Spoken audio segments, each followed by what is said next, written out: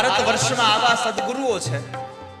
અને વાલા ભક્તો એક વાત કહું, ભવિષ્ય પુરાણમાં લખ્યું છે આ સંસારમાં સ્વર્ગ છે ને ભોગ વૃત્તિ ભોગ ભૂમિ છે.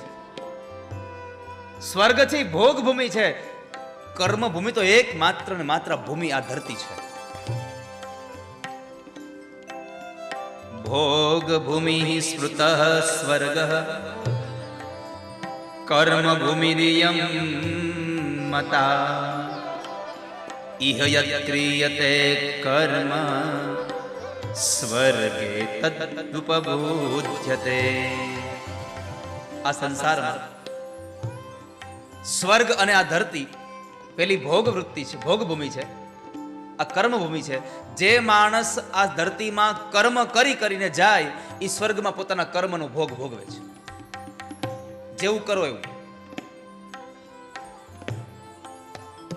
કોઈ સારા કર્મ કરીને જાય તો સારી ગતિને પામે, જૈસે જૈસે કર્મ આપણને. તો ગુરુજી પાસે એટલું કહ્યું, બાપજી વિના મહત્પાદ રજોભિષેકમ, ગુરુના ચરણની રજ માથે પર ન આવે. તમે ગુરુજી મારા પરમ ઉપકારી, તમે ગુરુજી મારા પરમ ઉપકારી. શિર પર પંજો તમારો,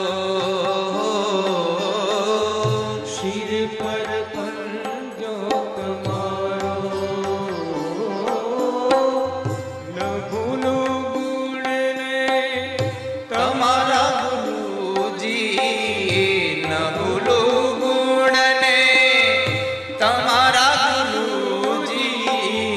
તીર્થ ફરું રે હજારો તીર્થ કરું પણ મને તીર્થનો મહિમા બતાવ્યો એ ગુરુનો ક્યારેય પણ ગુણ ભૂલી ન શકું. વાલા ભક્તજનો યાદ રાખજો, કોઈ માણસ આપણને સારો માર્ગ બતાવી દે. ઇમારતો મોટી મોટી જુઓ ને તમે, 50-50 માળની ઇમારતો જુઓ. આ 50 માળની ઇમારતોને જોઈને પણ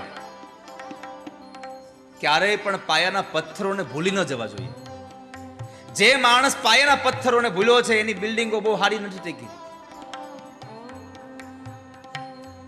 પાયામાં જે સારું છે એનું જ બિલ્ડિંગ સારું છે.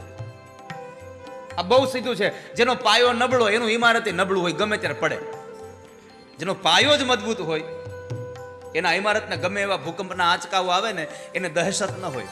એમ જેનો ગુરુ સમર્થ હોય એના સંસારના ગમે તેટલા ભૌતિક સુખોના વાયરા વાય એને ચિંતા ન થાય. કેમ? એના માથા પર ગુરુનો હાથ છે. ગમે એટલા તીર્થ કરો પણ ગુરુનો મહિમા ન ભૂલશો ક્યારે. એક વાક્ય કહેવું ગમે છે મને, ગુરુ હંમેશા હર હાલતમાં ગુરુ જ હોય છે. ગમે તેવી હાલત હોય, ગુરુ એ ગુરુ છે. ગુરુ નીચે હોઈ શકે, ગુરુ પદ કોઈ દી નીચું ન હોઈ શકે. એ તો હંમેશા ઉપર જ હોય. ભગવાન પણ સાથે આવીને ઉભા રહે ગુરુની હારે. તો આપણા મહાપુરુષો કહે છે પેલા ગુરુને પગે લાગજો. गुरु गोविंद दोनों खड़े किसको लागू पाई, बलिहारी गुरुदेव की जिन्हें गोविंद दियो दिखा.